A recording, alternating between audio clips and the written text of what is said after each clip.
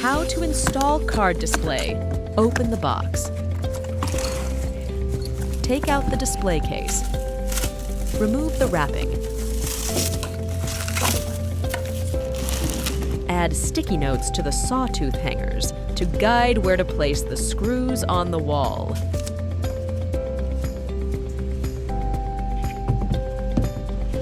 Secure the screws to the wall. Hang the card display. Remove the film.